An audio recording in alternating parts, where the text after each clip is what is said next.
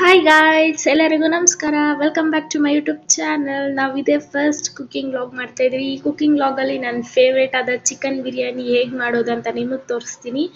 Chicken biryani ನಾವು mummy ಸಾಕಾದಾಗ ಮಾಡ್ತಾರೆ. ಅದ್ರ ಜೊತೆ ಚಿಕನ್ ಫ್ರೈ ಮಾಡಿದ್ರು. ಆ ಚಿಕನ್ ಫ್ರೈ ರೆಸಿಪಿ ಬೇಕಾದರೆ ಕಮೆಂಟ್ ಮಾಡಿ. ನೆಕ್ಸ್ಟ್ ವಿಡಿಯೋದಲ್ಲಿ ಚಿಕನ್ ಫ್ರೈ ಹೇಗೆ ಮಾಡೋದಂತ ನಿಮ್ಗೆ ತೋರಿಸ್ತೀನಿ.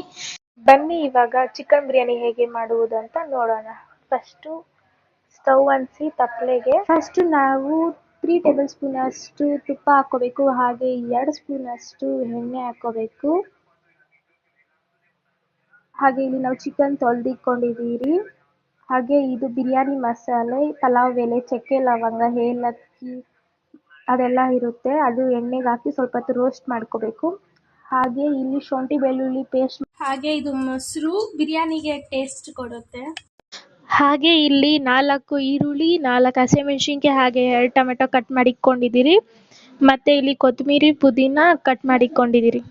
ಬಿರಿಯಾನಿ ಮಾಡ್ತಾ ಇರೋದು ಇಂಡಿಯಾ ಗೇಟ್ ಬಾಸುಮತಿ ರೈಸ್ ಅಕ್ಕಿಲಿ. ಹಾಗೆ ನಾವು ಕಟ್ ಮಾಡಿಕೊಂಡಿದ್ರಲ್ಲ ಈರುಳ್ಳಿ, ಹಸಿಮೆಣಸಿನ್ಕಾಯಿ ಎಲ್ಲ, ಅದು ಸ್ವಲ್ಪ ಹೊತ್ತು ಫ್ರೈ ಮಾಡ್ಕೋಬೇಕು. ರೋಸ್ಟ್ ಆಗಬೇಕು, ಚೆನ್ನಾಗಿ ಬ್ರೌನ್ಗೆ ಆಗಬೇಕು ಈರುಳ್ಳಿ ಎಲ್ಲ. ತಂಗಿ ಬಂದು ಸ್ವಲ್ಪ ಅಲ್ಲಾಡ್ತಾಳೆ. ಇಂದುಜಾ ಬಂದಿಲ್ಲ, ಸ್ವಲ್ಪ ಅಲ್ಲಾಡ್ಸಪ್ಪ. ನಾನು ನಮ್ಮ ತಂಗಿ ಬಿರಿಯಾನಿ ಮಾಡೋ ಥರ ಅಲ್ಲಿ ಮಿಕ್ಸ್ ಮಾಡೋಕೆ ಹೋಗಿದ್ರಿ. ಹಾಗೆ ನಾವಿಲ್ಲಿ ಬಾಸುಮತಿ ರೈಸ್ ತೊಳೆದು ನೀರಲ್ಲಿ ನೆನೆಸಿಕ್ಕಿದ್ದೀರಿ. ಹಾಗೆ 3 ಟೇಬಲ್ ಸ್ಪೂನ್ ಅಷ್ಟು ಶುಂಠಿ ಬೆಳ್ಳುಳ್ಳಿ ಪೇಸ್ಟ್ ಹಾಕ್ಕೋಬೇಕು. ಅದು ಸ್ವಲ್ಪ ರೋಸ್ಟ್ ಆಗಬೇಕು, ಚೆನ್ನಾಗಿ ಮಿಕ್ಸ್ ಮಾಡಬೇಕು. ಶುಂಠಿ ಬೆಳ್ಳುಳ್ಳಿ ಪೇಸ್ಟ್ ಸಹ ಅದು ಹಸಿ ವಾಸನೆ ಎಲ್ಲ ಇರುತ್ತೆ. ಶುಂಠಿ ಬೆಳ್ಳುಳ್ಳಿ ಪೇಸ್ಟ್ ಅದೆಲ್ಲ ಹೋಗಬೇಕು. ಅಷ್ಟೊತ್ತಿಗೆ ಮಿಕ್ಸ್ ಮಾಡ್ಕೋಬೇಕು. ಹಾಗೆ ಅದೆಲ್ಲ ಆದಮೇಲೆ ಟೊಮೆಟೊ ಹಾಕ್ಕೋಬೇಕು. ನಾವು ಲಾಸ್ಟಲ್ಲಿ ಟೊಮೆಟೊ ಹಾಕ್ಕೊತೀರಲ್ಲ, ಅದು ಬೇಗ ಬೆಂದು ಬಿಡುತ್ತೆ ಅಂತ. ಅದನ್ನು ಸ್ವಲ್ಪ ಹೊತ್ತು ಮಿಕ್ಸ್ ಮಾಡ್ತಾ ಇರಬೇಕು. ಹಾಗೆ ಅರ್ಧ ಸ್ಪೂನಷ್ಟು ಅರಿಶಿನ ಪುಡಿ ಹಾಕ್ಕೋಬೇಕು.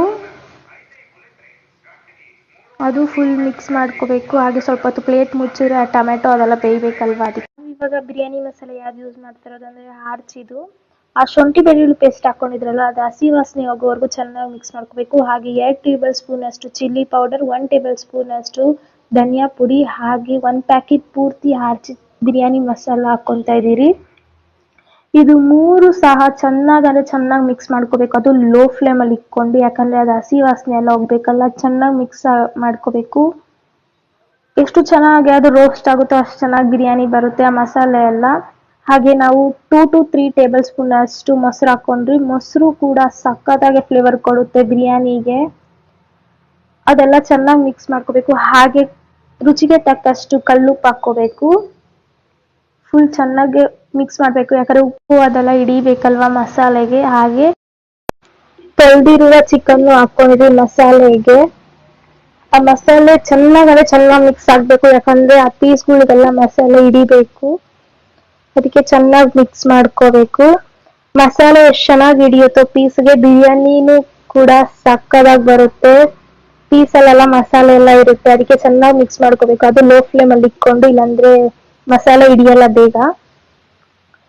ಆಮೇಲೆ ಸ್ವಲ್ಪ ಪ್ಲೇಟ್ ಎಲ್ಲ ಮುಚ್ಚಿದ್ರಿ. ಆಮೇಲೆ ತೆಗ್ದಾದ್ಮೇಲೆ ಕೊತ್ತಂಬರಿ ಮತ್ತೆ ಪುದೀನ ಹಾಕ್ಕೊಂಡ್ರಿ. ಅದು ಒಳ್ಳೆ ಫ್ಲೇವರ್ ಕೊಡುತ್ತೆ, ಕೊತ್ತಂಬರಿ ಮತ್ತೆ ಪುದೀನ. ಚೆನ್ನಾಗಿ ಮಿಕ್ಸ್ ಮಾಡ್ಕೋಬೇಕು. ಕಲರ್ ಅಂತೂ ಸಕ್ಕತ್ತಾಗಿತ್ತು, ಬಿರಿಯಾನಿ ಕಲರ್ ಮಸಾಲಾದಲ್ಲೇ ಗೊತ್ತಾಗುತ್ತೆ ನೋಡಿ ಕಲರ್ ಎಷ್ಟು ಚೆನ್ನಾಗಿದೆ ಅಂತ. ಮತ್ತೆ ಸ್ವಲ್ಪ ಹೊತ್ತು ಪ್ಲೇಟ್ ಮುಚ್ಚಿದ್ರಿ.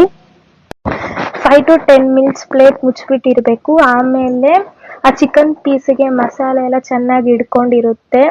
ಹಾಗೆ ನಾವು 1 ಗ್ಲಾಸ್ ಅಕ್ಕಿಗೆ 2 ಗ್ಲಾಸ್ ನೀರು ಹಾಕಬೇಕು. ಅದೇ ಥರ ನಾವು ನೀರು ಹಾಕಿದ್ರಿ. ಆಮೇಲೆ ನಾವು ತೊಳೆದಿರುವ ಬಾಸುಮತಿ ರೈಸ್ ಮತ್ತು ನೆನೆಸಿದ್ರಲ್ಲ, ಆ ನೀರು ಚೆಲ್ಬಿಟ್ಟು ಇಟ್ಕೊಂಡಿದ್ರಿ.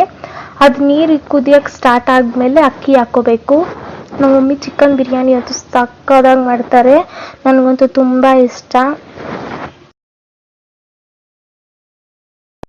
ಅದು ನೀರು ಕುದಿಯೋವಾಗ ಚೆನ್ನಾಗಿ ಕುದೀತಾ ಇರುತ್ತೆ. ಒಂದು 10 to 20 ಮಿನಿಟ್ಸ್ ಪ್ಲೇಟ್ ಮುಚ್ಚಿಬಿಡ್ಬೇಕು. ಆಮೇಲೆ ಕುದಿಯುತ್ತೆ. ಹಾಗೆ ಕುದಿಯುವಾಗ ಬಾಸ್ಮತಿ ರೈಸ್ ನೆನೆಸಿಕ್ಕಿರ್ತೀರಲ್ವಾ, ಅದು ಅಕ್ಕಿ ಹಾಕೋಬೇಕು. ಚೆನ್ನಾಗಿ ಮಿಕ್ಸ್ ಮಾಡ್ಕೋಬೇಕು ಅಕ್ಕಿ ಹಾಕಾದ್ಮೇಲೂ. ಆಮೇಲೆ 10 to 20 ಮಿನಿಟ್ಸ್ ಪ್ಲೇಟ್ ಮುಚ್ಚಿಬಿಡಬೇಕು. ಆಮೇಲೆ ಬಿರಿಯಾನಿ ಆಗುತ್ತೆ.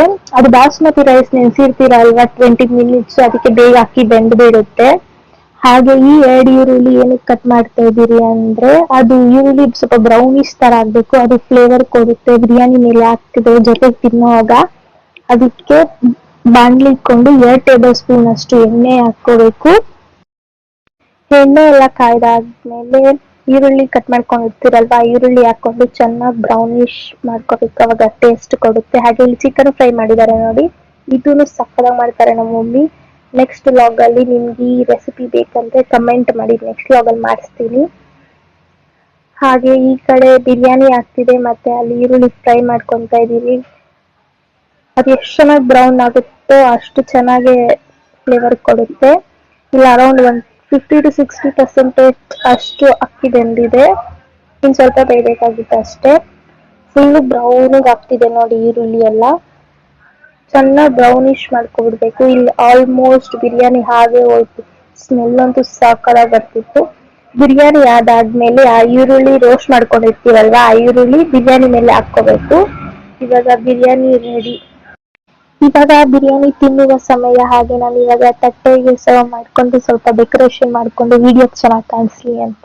ಹಾಗೆ ಬಿರಿಯಾನಿ ಅಂತೂ ನೆಕ್ಸ್ಟ್ ಲೆವೆಲ್ ಸಕ್ಕತ್ತಾಗಿ ಮಾಡಿದ್ರು, ಅದು ಚಿಕನ್ ಫ್ರೈ ಜೊತೆ ತಿನ್ನೋದಕ್ಕಂತೂ ಸಕ್ಕತ್ತಾಗಿತ್ತು ಅಷ್ಟೇ.